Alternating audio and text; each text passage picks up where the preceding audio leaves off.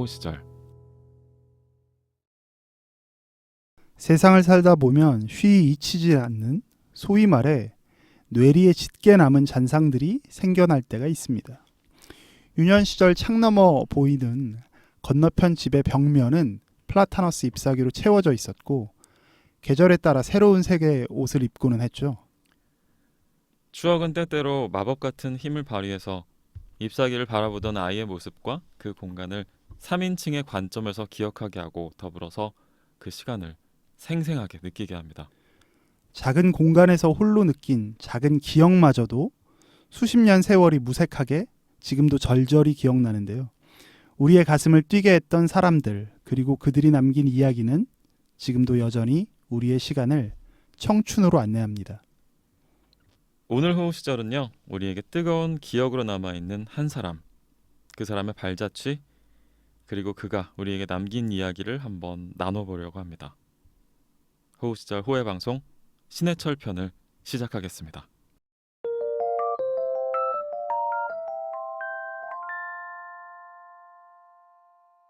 안녕하세요, 조쿠나 선생님. 그동안 잘 지내셨나요? 오늘 안녕하세요. 이 방송을 맞춰서 네. 상당히 좀 격식을 차려입고 나오셨어요. 네, 오늘 오디오 클립인지 모르고 아, 비디오 클립인 줄 알고. 네.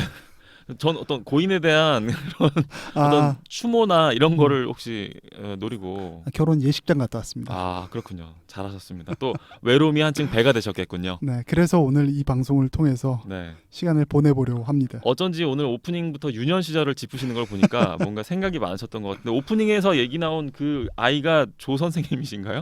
네, 뭐 제가 지금은 이렇지만 저 역시도 한 시절에는 감성적이었던 시절이 있거든요. 왜요? 지금도 감성적이신데. 네, 그만하고 넘어가시죠. 네. 맞아요. 우리가 이런 시절이 있었고, 뭐 또 기억을 하고 계신다니까, 또 우리가 또 기억들이 사라지고 있는 이런 독거노인 입장에서는 굉장히 안심이 많이 됩니다. 오늘은 저희가 신해철 선생님의 이야기를 한번 다뤄보려고, 저희로서는 상당히 좀 도전인 것 같긴 한데요. 한번 이렇게 또 판을 한번 벌려봤습니다.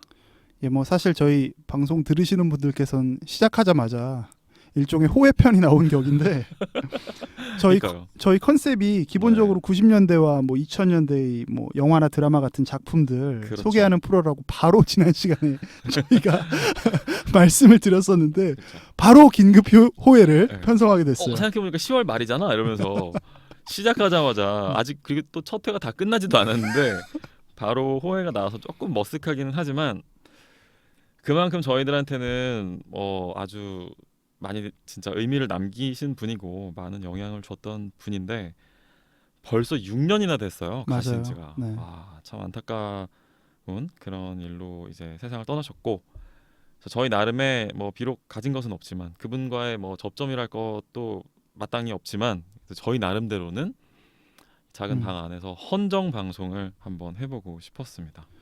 사실 10월에 되면 이제 많은 스타분들이 생각이 나는 경우가 많아요. 네. 근데 좀 유독 10월달, 11월달에 많이 돌아가신 맞아요. 것 같아요. 맞아요. 근데 신해철님은 네. 우리 세대한테 정말 큰 영향을 미쳤던 분 같고, 네. 또 좀 개인적으로는 다음 세대 분들도 이분의 음악이나 네. 이야기는 좀 들어봄직한 맞습니다. 소망이 있어요. 네, 그래서 맞아요. 저희가 좀 준비를 했고, 예. 단지 대중문화의 스타라고만 규정 지을 수 없는 좀 특별한 부분이 있지 않나. 네네. 그래서 말씀하신 대로 정말 이제 헌정 방송을 저희끼리나마 한번 해보려고 합니다. 네. 당연히 뭐 개인적 친분은 없지만 네. 신해철이란 사람에 대해서 같이 이야기해보고 그의 삶의 궤적들을 한번 살펴보면 어떨까 하는 마음으로 오늘 호의 방송 시작하려 합니다.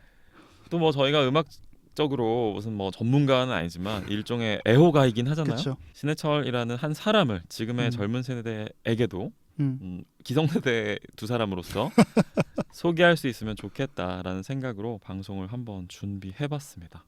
네, 사실 뭐 원호 씨는 신해철이라는 사람에 대해서 조금 더 사실 우리 세대들 다 좀 특별하지만, 그렇죠, 다 특별하죠. 원호 씨는 좀 더 찐 팬이었잖아요.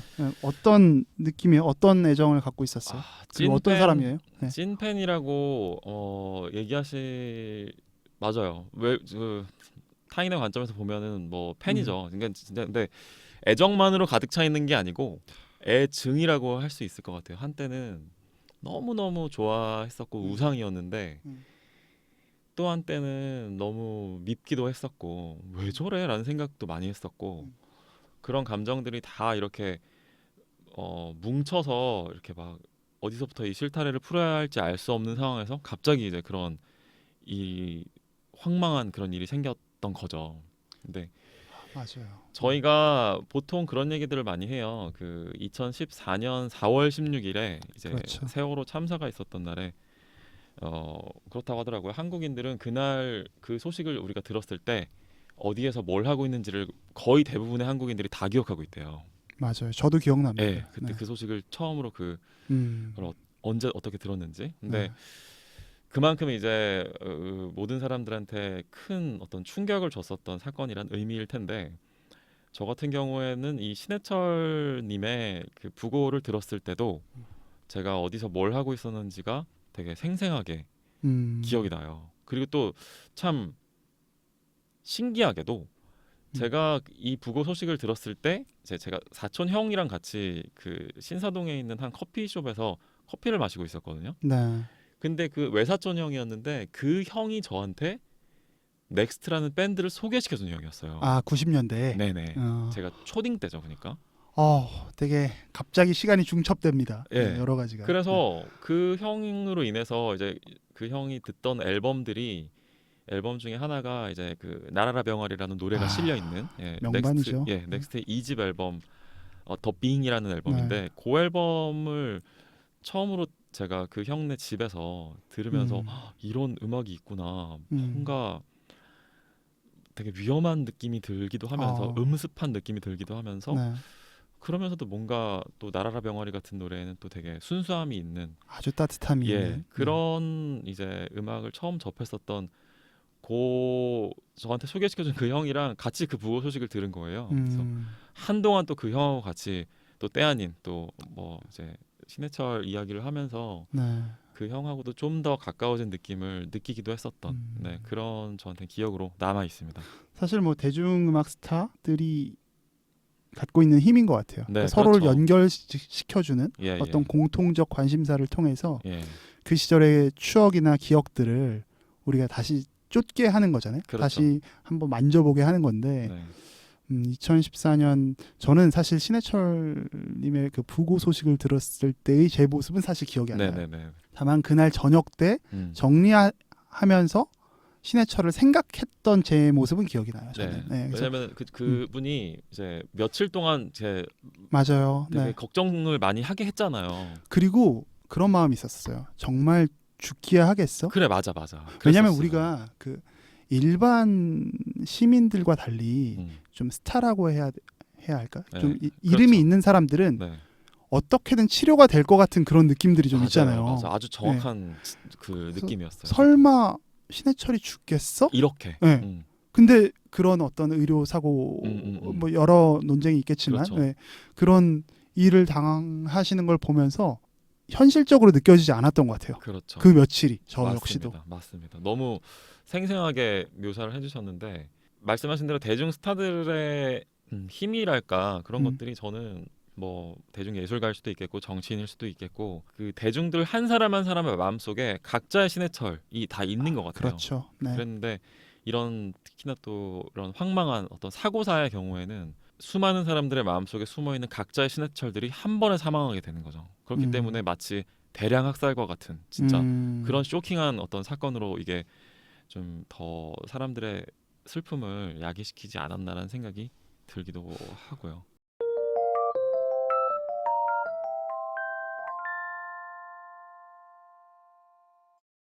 신해철이라는 사람이 그러면 왜 그렇게 일종의 상흔처럼 많은 사람들의 기억 속에서 상처처럼 사실 뭐 접점도 없잖아요. 웬만한 사람들한테. 그렇죠. 그냥 우리가 음악을 들었던 사람이지 밀접한 개인적 유대관계가 있는 경우가 아닐 텐데 왜 그렇게 전 세대를 통해서 그런 기억들, 그런 마음들을 불러일으켰는지 좀 생각해 보려고 하는데 신해철 씨가 어떤 사람이에요? 지금 전혀 모르시는 분들도 있을 테니까. 그렇죠. 신해철 씨는 일단 기억하는 모습이 뭐예요? 신해철 하면 딱 떠오르는 역할? 제가 최근에 이제 뭐 들으신 분들이 혹시 궁금증이 생기신다면은 참고가 될 만한 자료가 있는데 이제 네. 최근에 2020년 10월 중순 무렵에 SBS에서 선미 씨가 원더걸스의 선미 씨가 네. 이제 선미의 비디오 가게라는 그 프로그램을 그 이제 진행을 하게 되신 거예요. 근데 이 프로그램에서 신해철 씨의 이제 생전 영상이나 그분의 음악 세계를 쭉 조망해주는 그런 게 있었거든요. 그러면 선미 씨가 소개를 해주는 거예요? 소개도 하고 그 다음에 신해철 씨의 이제 음악적인 뭐 한때 동반자이자 개인적인 친구이기도 했었던 윤상 씨가 매우 중요한 인물이에요. 예, 그렇죠.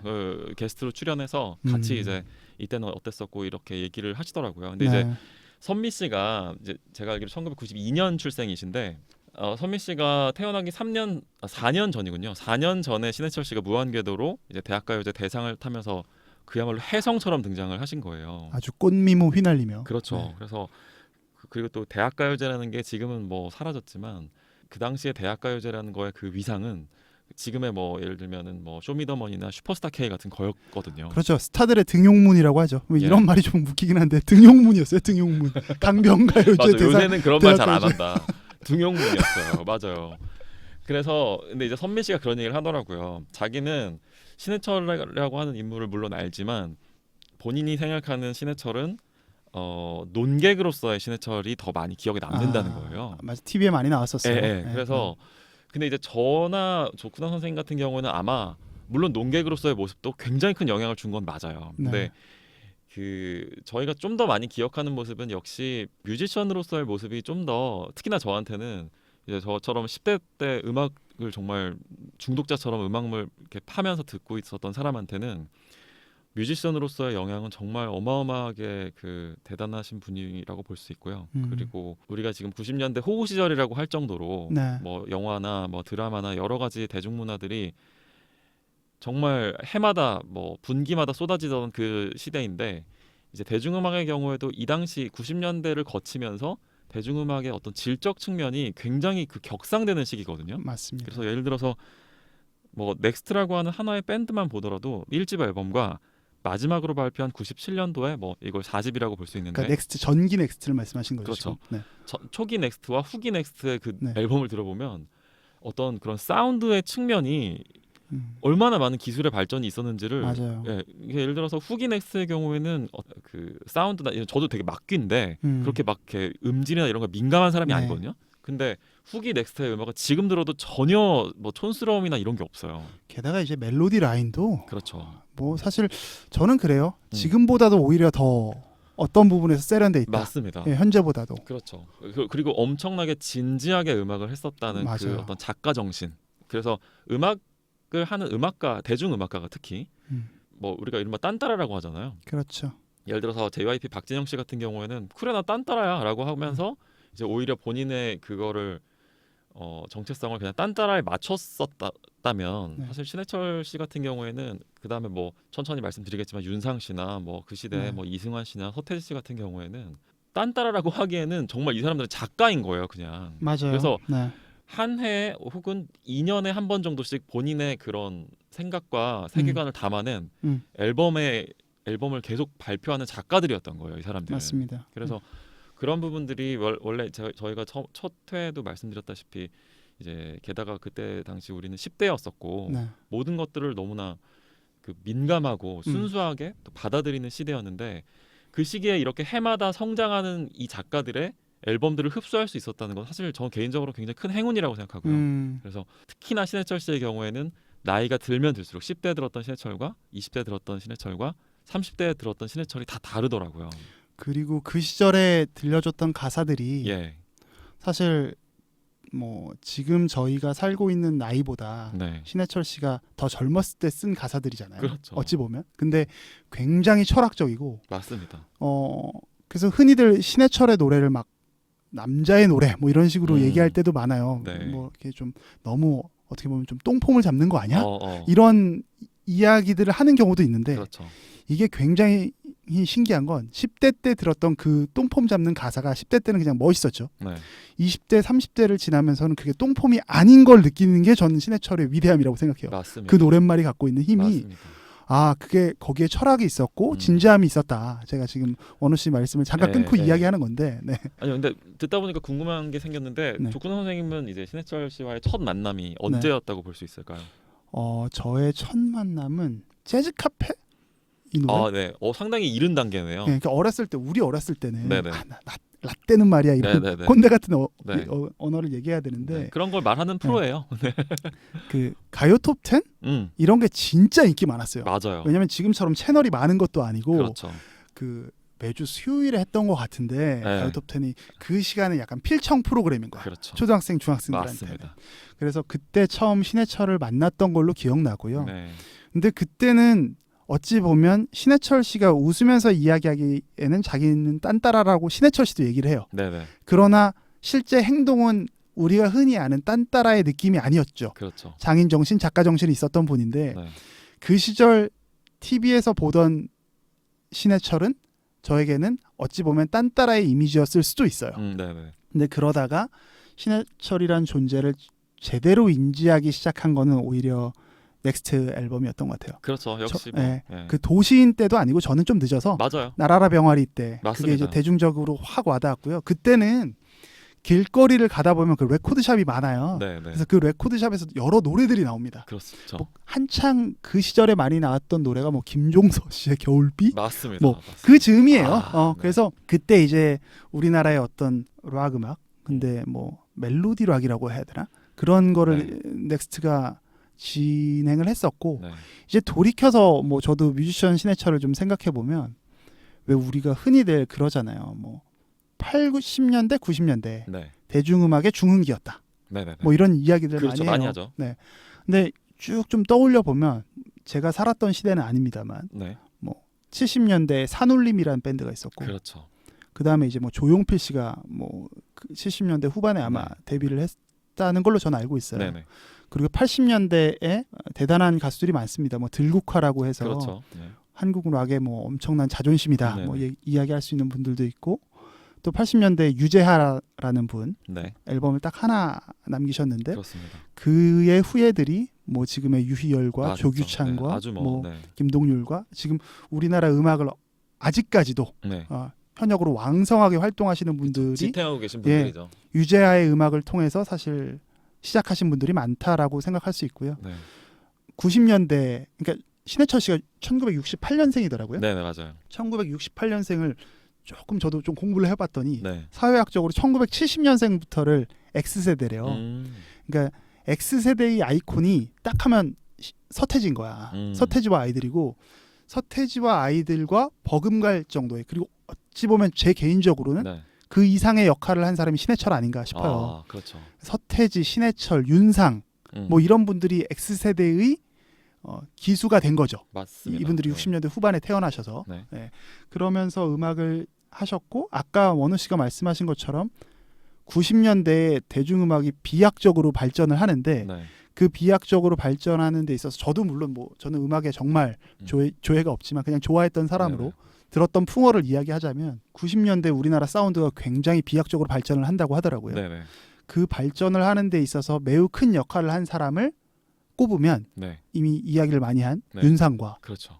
그리고 신해철 씨와 네. 그리고 지금도 너무나 많은 활동을 하시는 이승환 씨 맞습니다. 뭐 이런 분들이 사실 자비로 엄청난 투자를 하면서 활동을 하셨던 걸로 저는 들었어요. 맞아요. 그리고 그분들 때문에 한국의 대중음악, 그 CD 음악이 엄청나게 레코딩 기술이 발전했다. 그렇죠. 사운드가 너무 좋아졌다. 네. 이런 이야기를 하더라고요. 네. 그래서 그게 이제 어쩌면 지금의 우리나라 이제 뭐 빌보드에서 막 1등하고 이러잖아요. 그렇죠. 그런 어떤 초석이 됐던 맞습니다. 그런 네. 역할을 하셨고 제가 알기로는 신해철 씨랑 윤상 씨가 거의 뭐 우리나라에 뭐 아주 시작을 하신 분은 아니지만 네. 그래도 뭐 좀 과장하자면 그 신디사이저 네, 네, 이쪽에 뭐 거의 문익점 같은 역할을 하셨다. 그렇죠. 뭐 이렇게 네, 네, 네. 생각이 들어요. 네. 그래서 굉장히 많은 그 대중음악의 대중스타로서 갈 수 있는 길이었지만 계속해서 작가 정신을 발휘했고 무엇보다 그 한 12, 3년 동안은 네. 정말 이렇게 할 수 있나? 어쩌면 하늘이 잠깐 이 시간 동안에 이 사람한테 어떤 재능을 갑자기 퍼부어줬나? 맞아요. 라는 생각이 맞아요. 들 정도로 굉장히 집중도 높은 그런 맞습니다. 작품들을 네. 앨범을 이제 발표하게 되죠. 그러니까 제가 한참 열심히 음악을 듣던 그 당시에 저는 이승환 팬이었고 윤상 너무 팬이라고 좋았어요. 말하고 다녔어요. 아, 그 다음에 신해철 팬. 근데 신해철 팬이라고 말하고 다니지 않았어요. 저는 왜? 뭔가 대마초에서? 근데 그런 것도 있었어요. 약간의 그러니까 우리가 그쵸. 좀 터부시하는 그런 문화. 그렇죠. 뭔가 저 네. 사람은 어떤 체제 밖으로 나가 있는 사람이기 때문에. 근데 말씀하신 게 정확한 게 저 사람을 내가 좋아해라고 쉽게 이렇게 말하기 힘든 상황이었어요. 지금 되게 그 멘탈리티를 이해하시기 힘들 수도 있는데. 근데 그만큼 지금 시대보다는 좀 덜 자유로웠던 시대다라고 그렇죠. 네. 생각하면 되고요. 이분 같은 경우는 진짜 작가주의적으로 또 작업을 하셨던 게 뭐 동성동본 맞아요. 커플에 대한 그 이제 결혼을 반대하는 그 법의 폐지를 위해서 뭐 힘겨워하는 연인들을 위하여라는 노래를 너무 좋은 노래예요. 네. 네. 그 앨범 속지에 보면은 아주 짧지만 본인의 의견을 마치 칼럼처럼 네. 써놓으셨어요. 이건 네. 뭐 이런 건 뭐 어쩌고 저쩌고 해서 음. 제가 되게 기억나는 건 되게 개소리라는 표현을 쓰셨었는데 거기다가 이게 이렇게 해서 못하게 하는 건 개소리다. 뭐 그런 논리들. 그래서 근데 그건 본인의 의견을 되게 강력하게 주장하는 거기 때문에 이분의 그 어떤 얘기를 그러니까 뭔가 음악가라기보다는 사회 운동가의 느낌이 그때부터 났던 거예요. 맞아요. 그래서 근데 그리고 또 실제로 나중에도 말씀드리겠지만 제가 신해철 팬이라고 얘기하기 싫어졌던 또 사건 중에 하나는 넥스트 해체였거든요. 해체 과정에 97년? 있었던 97년도에 라젠카 앨범을 내면서 사실은 앨범 완성 기자회견과 함께 바로 해체 선언을 했어요. 그때는 그리고 해체 기자회견 같은 게 있었어. 해체뿐만이 아니고요. 앨범을 완성하잖아요. 그 완성 기자회견을 했어요. 그러니까 그만큼 90년대 우리나라 대중가요가 네. 얼마나 관심을 받았는지 네. 예, 그거를 좀 생각해 보시면 돼요. 네, 그러니까 예를 들어서 이승환 씨가 5집 앨범을 완성하고 이승환 씨가 그렇다고 100만 장 파는 가수는 또 아니었어요. 그렇죠. 한 4, 50만 장 정도에서 물론 그것도 많은 건데 그 시절에는 근데 다 CD로 들었던 시절이고 생일 선물이나 뭐 특별한 그럼요, 맞아요. 선물을 할 때 우리는 CD를 주는 게 관리였잖아요. 맞아요, 거의 맞아요. 아주 보편적인 맞아요. 선물이었습니다. 저는 그래서 아예 목록을 만들었어요. 친구들한테. 넌 이거 사와. 넌 저거. 심지어 저도 선물을 할 때 이 네. 친구랑 어울리는 가수나 앨범을 고민했던 그게 그럼요. 매우 즐거운 추억이었습니다. 우리가 아마 그거 한 마지막 세대일 거예요. 아 맞아요. 네, 그거 우리 뒤로는 네. 또 그게 약간 그렇죠. 아무튼 그래서 신해철에 대한 감정이 애증이었던 거예요. 저는 네. 그 넥스트 해체 과정을 보면서는 전 또 열혈 10대 소년이잖아요. 약간 이걸 어떻게 봐야 되나 싶었던 사건이었는데 그러다 보니까 나 신해철은 좋을 때도 있고 싫을 때도 있어. 약간 이런 입장이었던 거예요. 그래서 팬이라고 말 안 했는데 막상 내가 갖고 있는 앨범 숫자는 신해철이 제일 많았어요. 왜냐하면 저는 그 당시에 어떤 우리나라에서 화제가 되는 그다음에 앨범들은 다 소장을 하려고 노력하는 편이었거든요. 네. 근데 93년 정도부터 2000년 정도의 구간은 신해철 씨가 어마어마하게 많은 앨범을 낸 동시에 그 많은 앨범들이 전부 다 화제의 중심에 섰어요. 그리고 사실 지금 들어봐도 네. 매우 퀄리티가 높습니다. 그래서 저는 그렇게 신해철 막 그 당시에 이제 PC 통신에서 전 음악에 대해서 글도 많이 쓰고 논쟁도 많이 네. 했거든요. 그때 막 신해철 비판하는 것도 많이 쓰고 특히 넥스트 해체했을 때 음. 나머지 3명의 입장은 뭐가 되냐. 약간 그러니까 1세대 키보드 워리어였던 거예요. 제가 근데 키보드 워리어까지 될 깡은 못 됐고 전 나름대로 되게 그래도 품위 있는 논쟁을 추구했어요. 근데 여기에서 품위 있는 논쟁의 그 품위를 빼버리고 진짜 키보드 워리어의 길을 가신 분이 누구냐면 언니네 발간의 이석원 씨였습니다. 아, 그 시절이 갑자기 생각나네요. 네, 그분이 신해철을 진짜 많이 정말 네. 적나라하게 깠거든요. 네. 그런데 나중에는 뭐 화해하시고 뭐 같이 라디오도 하시고 하셨는데 맞아요. 정말 애증이었다는 말이 딱 맞는 것 같아요. 그냥 그렇게 싫을 때도 있는데도 어쨌든 앨범이 나오면 샀어요. 왜냐면은 그걸 안 사면 트렌드에 뒤처지는 거예요. 그래서 남몰래 말은 못하지만 어떤 노래에 대해서는 또 되게 큰 감명을 받기도 했었던.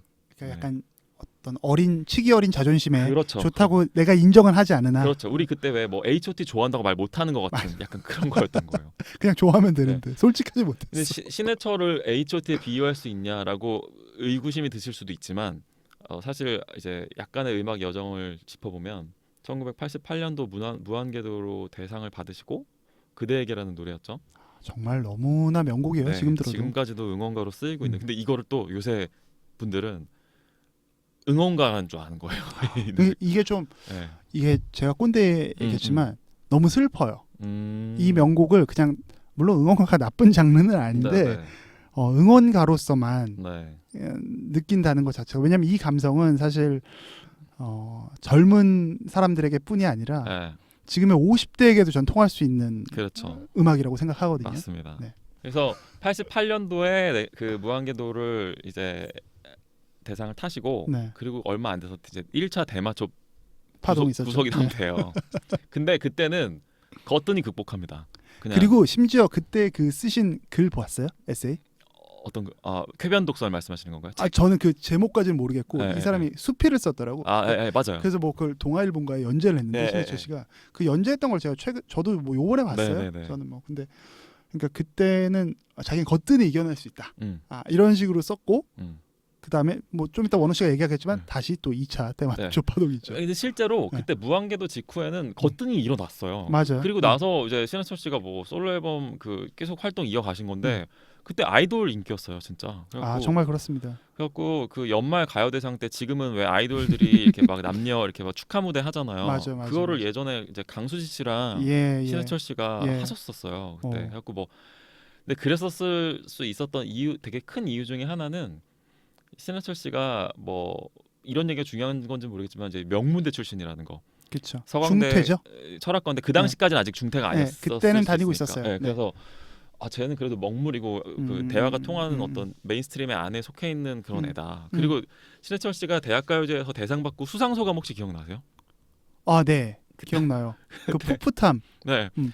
그때 뭐라고 얘기하냐면 음악 한다고 음. 그 부모님 속을 많이 썩였는데 음. 앞으로 효도하겠다고 네, 얘기해요. 맞아요.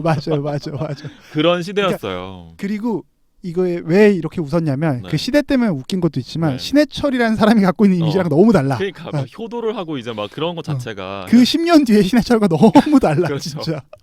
그래서 되게 그래도 착하고 예쁘게 생긴 미소년이었어요 그 당시에. 맞아요. 그래서 어마어마한 인기를 누리거든요. 음. 그랬는데 어느 순간 음. 밴드를 다시 하겠다는 거예요. 그렇죠. 그래서 밴드를 실제로 결성시킵니다. 그래서 네. 이 당시에 많은 음반 제작자들이 이제 실망을 그 뭔가 락 음악은 팔리지가 않는 음악이니까. 그 첫 번째 앨범이 도시인 앨범이죠. 맞습니다. 네. 홈이라고 하는 네. 앨범이고 그 안에 이제 도시인이라고 하는 타이틀곡이 있었고. 거기 있었고 뭐 인형의 기사도 있고 너무 아버지 너무 그렇죠. 명곡이에요. 명곡들이 많고 그 앨범이 실제로 그래서 신해철 빨로 음. 100만 장을 팔아요. 그래요? 네, 그때? 신해철 씨의 그 원앤온리 밀리언셀러인데 그 넥스트라고 하는 팀이 그렇게 이제 신해철이라고 하는 한 남자로 인해서 슈퍼 밴드로 일단 네. 시작을 한 거죠. 근데 네.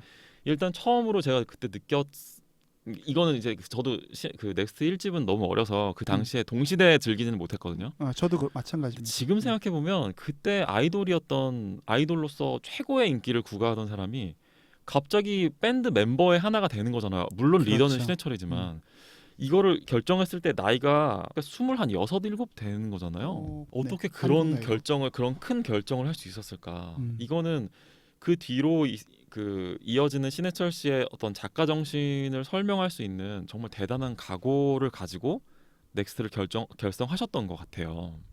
그래서 이제 94년도에 이제 아까 말씀드린 2집 앨범 더 빙이라는 앨범 여기 안에는 뭐 나라라 병아리라든지 뭐 이중인격자라든지 네. 뭐 이런 그다음에 디 오션이라든지 네. 그다음에 드리머라든지 이런 명곡들이 아주 있어요. 명곡들이 있습니다. 근데 요 전후로 이제 대마초 2차 파동이 있었던 거예요. 네. 그 얘기 좀 해주세요. 요 때는 2차 파동 때는 데미지를 크게 먹습니다. 그래서 모든 매체에서 방송 정지를 당한 거예요. 그래서 신해철 씨가 이때는 이제 메인스트림에서 더 이상 있을 수가 없게 된 거죠. 사람들도 2번은 안 봐준 거예요. 아하. 그래서 뭐 대마초라는 걸 이제 뭐 지금은 물론 지금도 물론 우리나라 불법이지만 지금은 또 막 대마초를 합법화해야 된다는 막 움직임도 있고 그렇죠. 뭐 그다음에 넷플릭스 이런 거 보면 대마초는 마약도 아니잖아요. 그 어떤 데서는 이제 합법화돼 있고 실제로 나라에 그렇기도 따라서. 하고 네. 그래서 근데 이제 그때 그 감각이라는 거는 게다가 그때 아직까지 참고로 저희가 네. 대마초 합법화를 주장하는 건 그건 결코 아닙니다. 전혀 아닙니다. 네, 전혀 아닙니다. 그때만 하더라도 그 대통령이 누구야? 그때 뭐 김영삼, 김영삼 YS 노태우 정권. 고때 네, 그러네. 언저리잖아요. 네. 사람들이 뭐 아직까지는 되게 좀 경직되어 있는 사회였고 이 당시 해외여행 자유화가 된 지 10년도 안 된 시절이에요. 그때는. 그러니까요. 네. 그러니까 2번은 안 봐줬던 게 아닐까 싶어요. 우리나라의 그 음. 보수적인 분위기에서. 그래서 이 당시에 이제 2집 앨범을 냈는데 이제 방송 활동을 못 하는 거죠. 사실 도시인이 나왔을 때만 하더라도 도시인 가지고 CF 찍었거든요, 텍스트가. 근데 이제는 그걸 할 수 없는 신세가 된 거예요. 근데 그러다 보니까 제가 이 신해철이라고 하는 또 넥스트라고 하는 밴드를 만난 데가 이 시기인데 네. 그래서 저는 그때 당시 초딩이던 저의 입장에서는 이 사람은 뭔가 위험한 사람인 것처럼 보였던 거예요. 그럴 수 있죠. 네. 그리고 그 시절에 지금 이 얘기를 들으시는 아주 네. 어린 분들은 잘 모르시겠지만 네. 어린 분들이 들을까 네. 근데 이거 갑자기 네. 들으셨으면 좋겠네요. 아무튼 한 분이라도 들으실지 모르니까 네. 그 한 분을 위한 이야기를 하면 그때는 사실 최고 스타는 서태지였잖아요. 그렇죠. 서태지 씨 음반만 나오면 다들 그 뒤집어 듣는 그 뭐 얘기가 항상 나왔어. 뭐 백워드 매스킹. 그래서 뭐 테이프를 거꾸로 돌리면 뭐 악마 이야기가 나온다. 뭐 귀신 있다. 뭐 피가 이런 모자라. 피가 모자라. 뭐 이런 얘기가 있다는 그런 어떤 락 음악을 하는 사람들에 대한 음습한 이미지가 많았고 악마를 숭배한다. 신해철 씨가 그런 어떤 이미지가 많이 투영됐죠. 왜냐하면 넥스트는 지금 생각해 보면 그냥 락 밴드 수준이 아니라 네. 뭐 약간 제이락이라고 해야 되나요? 음. 일본 락 밴드 같은 굉장히 비주얼적으로도 맞아요. 파격적이었어요. 옷을 막 제복 네. 같은 걸 맞춰 입고 나오고 그 머리 팍 기르고 그다음에 화장도 굉장히 화장도 진하게 하고 하고요. 그래서 그런 느낌이었죠. 그런 느낌 때문에 오히려 더 더 어떤 좀 터부시되는 뭔가가 있었습니다. 그래서 제가 그 사촌 형네 집에서 처음으로 이 앨범을 들었을 때 저는 뭔가 금지된 어떤 금서를 펴보는 듯한 느낌이었어요. 근데 그 어떤 금기시된 거에서 오는 어떤 쾌감을 좀 그렇죠. 느낀 건가? 배덕감이라고 하죠. 그런 걸 느낀 거예요, 약간. 배덕감까지 나왔어.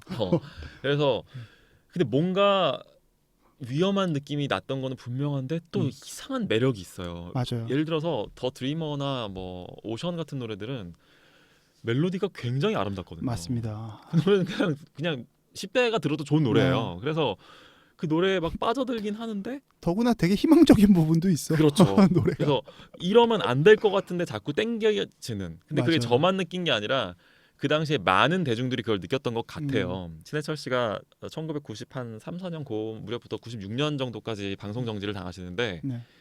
이때 오히려 지하에서 듣는 음악처럼 되면서 넥스트라고 하는 밴드의 입지는 더더욱 올라가게 됩니다.